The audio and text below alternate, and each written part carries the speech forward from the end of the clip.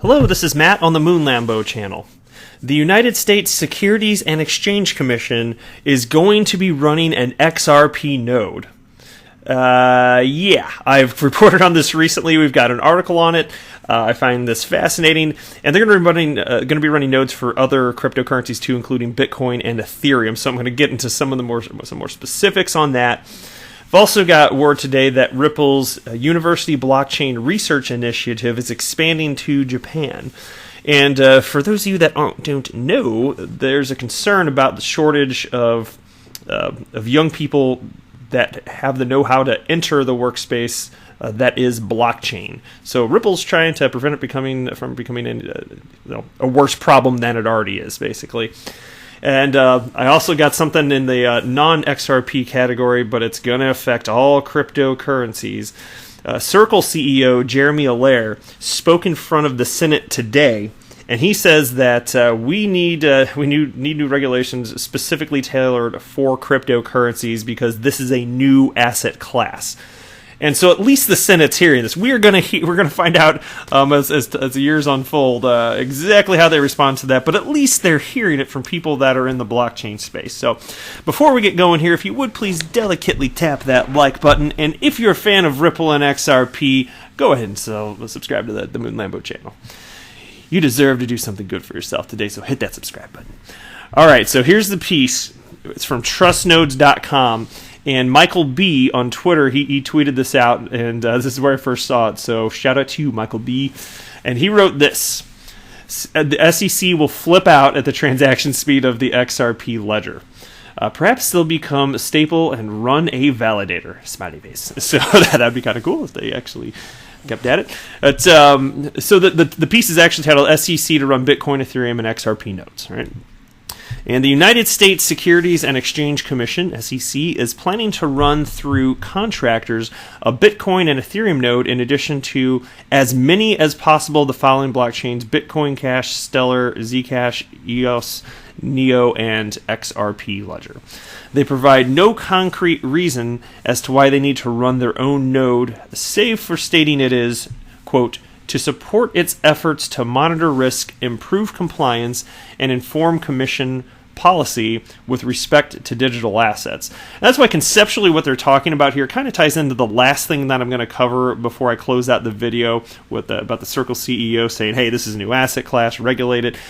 And this is just, the SEC is just, one entity within the United States government that wants to govern cryptocurrencies. Everybody wants to have their hands on it, and everybody's got a different opinion on what it is. But again, it seems like every part of the U.S. government wants to regulate it in a different fashion. But while that makes it hairy, I got to say I am glad that whatever comes of this, if this is what they need to do, so to say, get more specific reports. Hey, in the real world, this is what it is actually like to operate a node. That if that's somehow going to inform their decision, I am all for it. And if I went down here, there's some place I wanted to jump back in and read a little bit more of this. Here we go. They say all the data from the Genesis block onward should be provided in one go, then should be updated daily through some feed and preferably an API method of their choice. They further want the provider to be able to add new blockchains within a 3-month notice, meaning they're probably looking to implement on-chain surveillance systems. There we go. That's the part I really want. They're probably looking to implement on-chain surveillance systems to see or guess who is doing what, with it unclear why Bitcoin is included. As a decentralized and as a permissionless open network, anyone can run a Bitcoin node and have access to all the data, but SEC has no jurisdiction over Bitcoin. Activities on the Bitcoin blockchain, however, could potentially come within their remit. Ethereum, for example, raised capital on the Bitcoin blockchain prior to launching exactly 4 years ago. SEC has stated Ethereum is not a security, but it has not yet clarified whether XRP is a security or whether any of the many well-known tokens running on Ethereum are a security or otherwise. And that's true. So technically, they haven't come right out and said XRP is not a security. I don't know exactly what the cause for delay on that is, but XRP is not a security. There's too many. Think about it. A security of what? There's so many developers out there building on top of the XRP ledger. It just makes no sense. even if you buy into conceptually, as I do, the concept of a cryptocurrency potentially starting out as something that could have been perceived as a security, for instance, ICOs, it's probably reasonable to consider them, pretty much all of them, as securities. But as they become decentralized and other developers tend to build on top, it becomes the point where it's like, security of what though? So, that's why all these ICOs out there, while they probably shouldn't have done what they did had they started out like 5, 6, 7 years ago, if they just had, and then other entities had time to start building on top of them, then they probably wouldn't be deemed securities. But that just goes to show how the regulatory landscape out there today just doesn't account for that. And so I just don't think that you can shoehorn XRP or any other cryptocurrency into existing legislation, not in a neat fashion at least. If you're going to cram it in there and say it applies, you're going to have all sorts of other sticky situations, because the fact of the matter is many cryptocurrencies have attributes of many different types of things. Like it could be a commodity or a currency. There could be overlap in these. And you just didn't see that prior to this technology existing. Typically it was just, it's one or the other. Not so much the case here, and that's why this is getting so hairy here.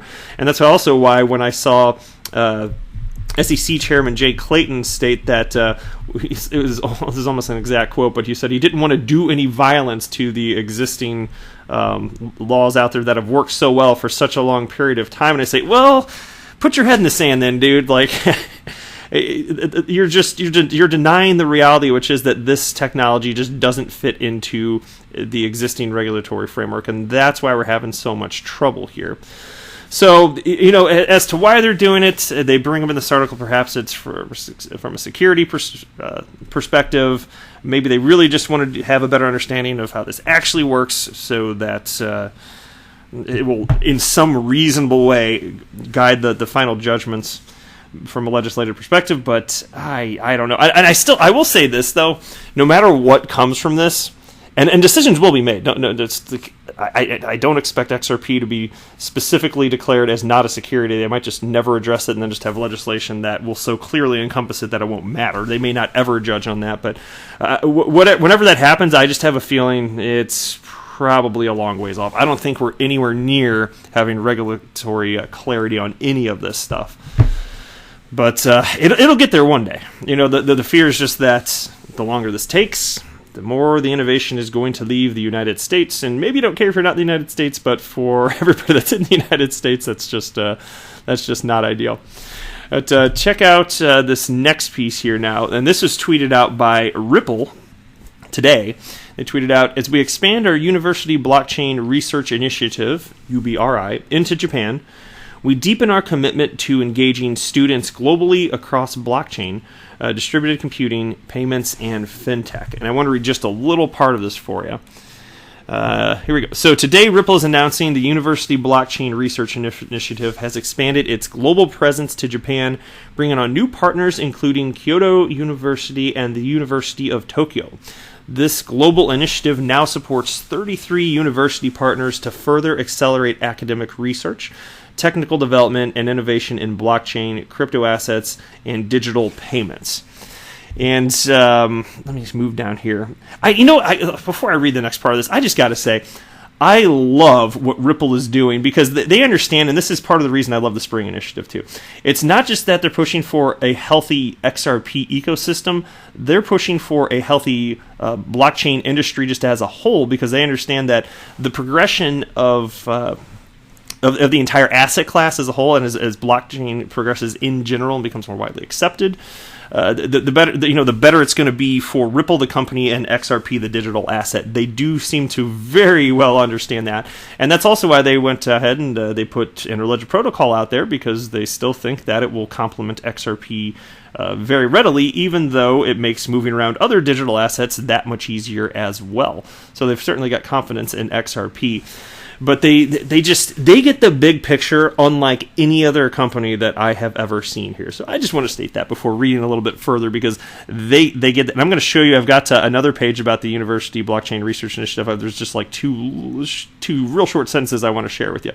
But on this piece still, these programs driven by the university partners are poised to prepare the next generation of engineers, business leaders, entrepreneurs, and other professionals to apply these technologies in practice.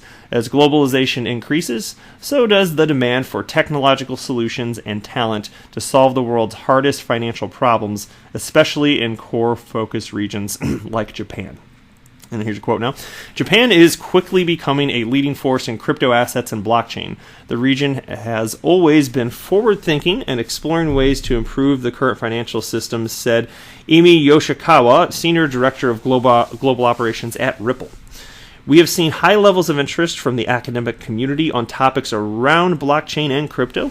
Ripple is committed to engaging and inspiring students to become part of the workforce of the future across areas such as blockchain, distributed computing, banking, and fintech. So what they understand is that as they're a part of this, it's not that they think that everybody's just going to pop out of colleges and start working for Ripple, but some of them will, right? And the ones that don't, it's still going to better the whole blockchain industry, the entire asset class, and that is good for Ripple and XRP. It's like, let's get this ramped up as quick as possible here, guys. And that's why I think this is absolutely genius here. And so here's the page specifically about University Blockchain Research Initiative, and there are just two little sentences down here that sum up pretty well what they're hoping to do here.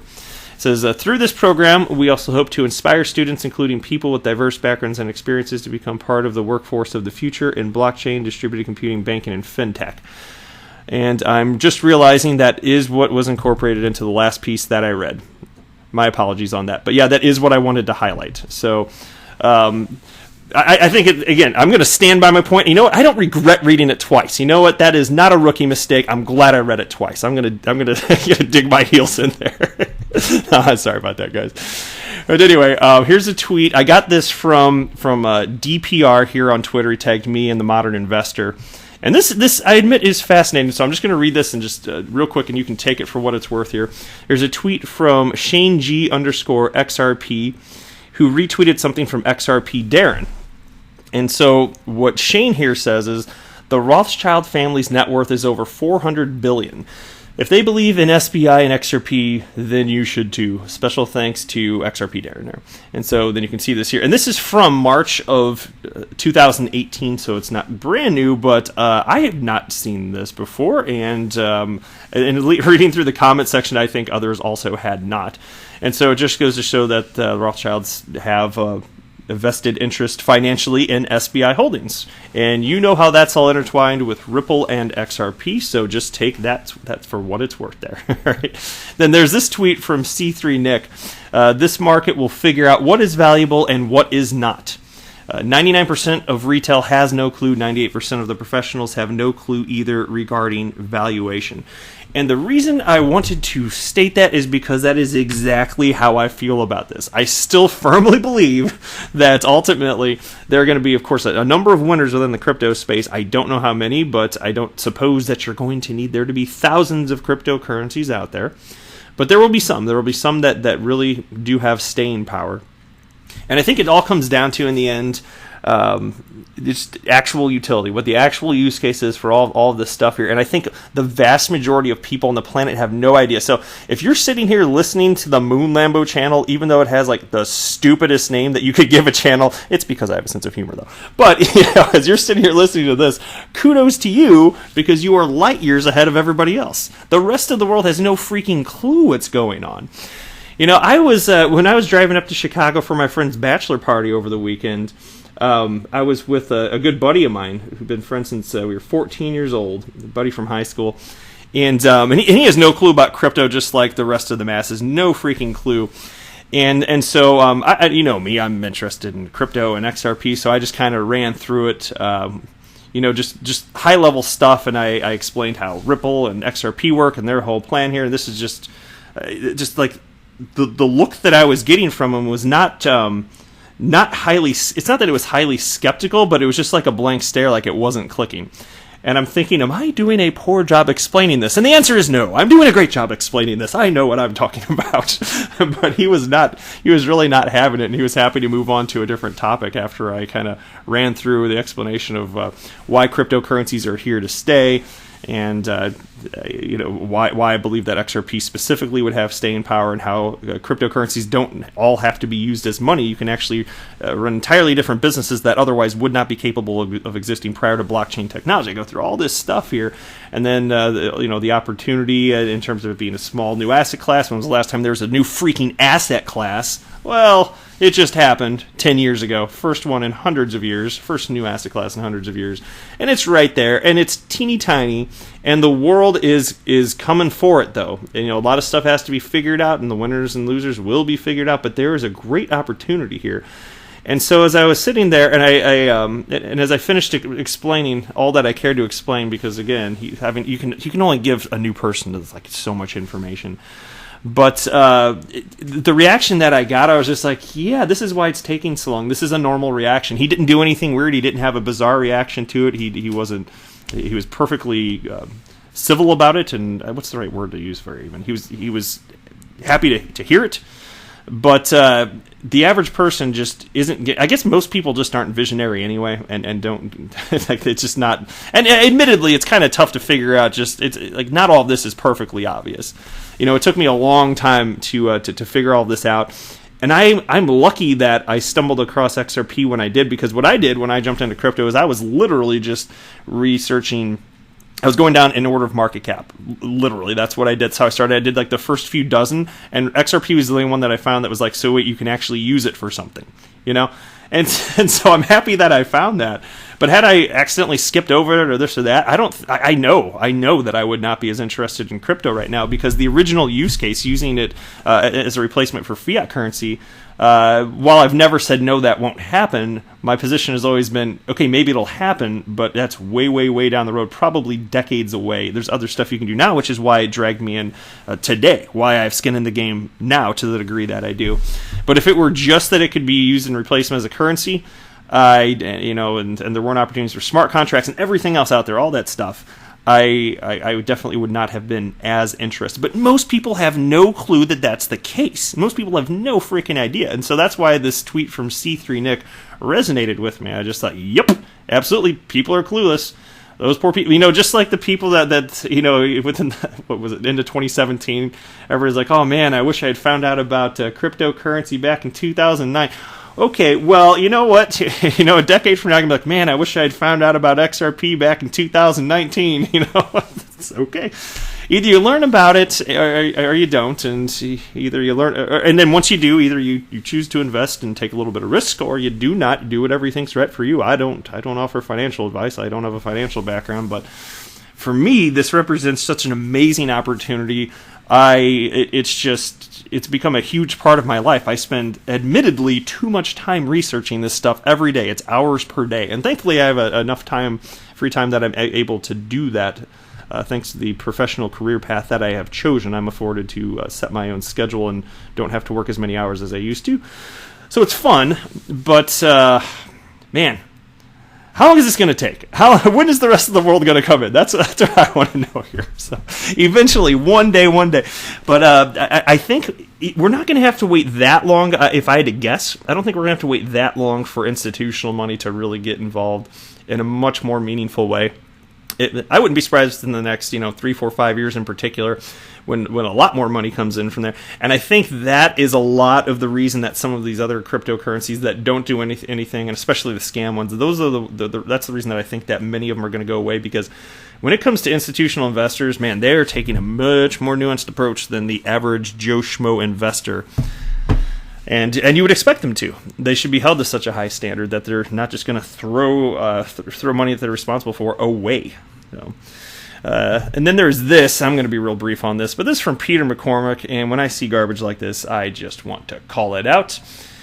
It was a retweet of a Bloomberg TV interview with Brad Garlinghouse. This is the one where he was talking about, a couple things. He was talking about Facebook's Libra, and he was also talking about He was answering the question of the whole Bank of America patent thing, which I've covered in a couple videos, so I'm not going to talk about that here.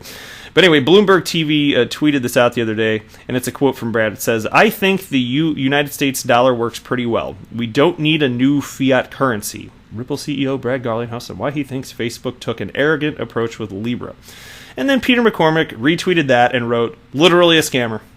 He's saying that Brad Garlinghouse is literally a scammer, and I'm wondering if he literally means what he's saying here by tweeting that out, because Ripple is the most upstanding company in all of blockchain and the most transparent. They couldn't be more crystal clear about what they're doing, and they're such incredible stewards for the XRP ecosystem, and there's the whole Spring initiative, and they're getting all sorts of other developers building on top of the ledger. It couldn't be more healthy, and this is all done willingly by the participants.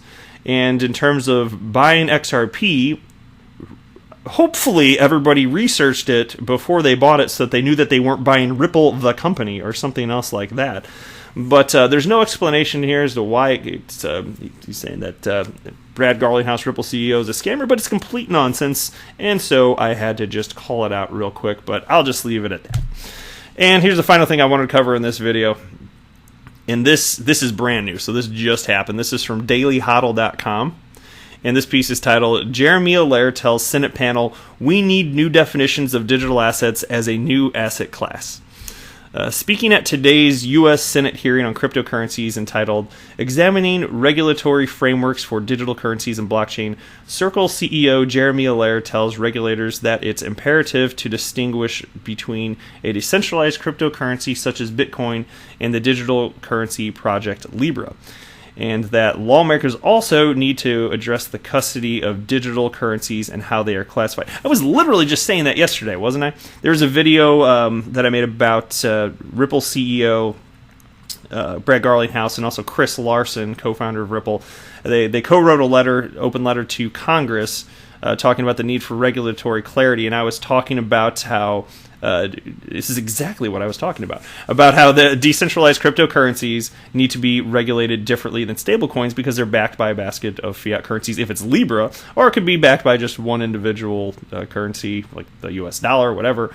And those are strikingly different in the implications from a regulatory perspective, and I kind of went into that, so I won't revisit that here, but it's just funny that this is literally being said to the Senate now. This is exactly what I wanted to express to the Senate. I get my way. Yay. I know it's not because of me, but I'm just saying, I'm glad to see this. Anyway, Allaire believes the best course of action is to create a new classification for cryptocurrencies. And here's a quote from him. "It's very easy when one hears about Bitcoin or Libra to assume this is all the same stuff. So I think one of the very first things for regulators and policymakers is to really distinguish between the different types of digital assets that are emerging." In addition to needing clear regulations for Bitcoin and its many cousins, Allaire says it's important for regulators to understand the business of custody. Now here's another quote. "Regulations around the custody of digital assets is a really critical need and something that a number of jurisdictions have actually put forward and built very specific rules around. How do we do custody of these types of digital assets?" Right? And let me get down a little bit further because this is too long for me to read like the whole thing, of course. But I wanted to read this part down here. Yeah, here we go. Check this out. This is fascinating now.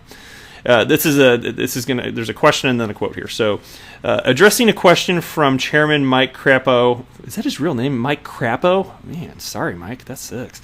All right, so addressing a question from Chairman Mike Crapo for clarification about why Circle moved its crypto exchange subsidiary Poloniex offshore. Allaire explains that a motivating factor was a lack of regulatory clarity in the U.S. Now, here's a quote from Allaire on exactly why the subsidiary Poloniex was moved offshore. "Many of these digital assets do not easily fit classifications that we've had in our financial system. We'd like to say, oh, this is like a currency, or this is like a commodity that you'd use or utilize in some way.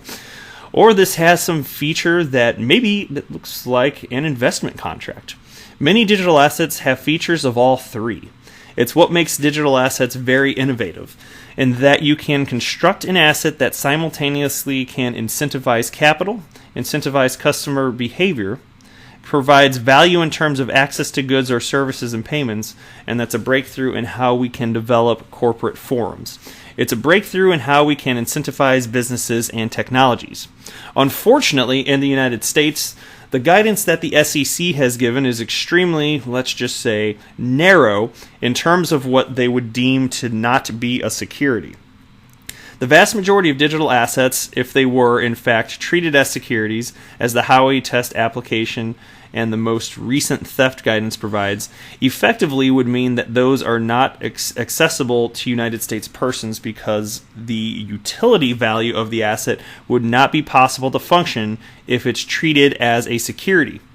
So there's a fundamental mismatch between the regulatory structure and guidance that we have here and the nature of these digital assets. And so markets around the world are adopting these, not just Bermuda, but Singapore, Switzerland, even jurisdictions like France introducing tailor-purpose definitions of digital assets so that issuers can feel comfortable with their obligations.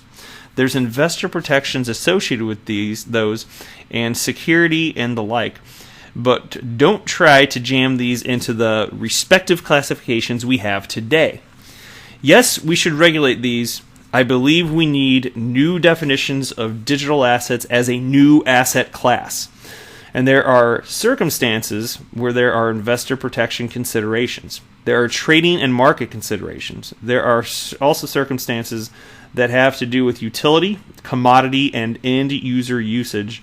And you have to be able to define these in a way where that can work. Amen, brother, preach it. That is exactly what I've been saying for months and months and months on this channel. And it's so good that now the Senate had to hear it. So please take it to heart. I hope they do. Do with that information what you will. But yes, it is a new asset class. No, you can't just shoehorn these digital assets into the regulatory framework that exists today. It is sloppy, messy, and does not work. And you're slowing down innovation. So figure it out, please. I am not a financial advisor. Do not buy or sell anything because of anything that I say or write. That would be a very, very, very bad idea. Until next time, to the moon, Lambo!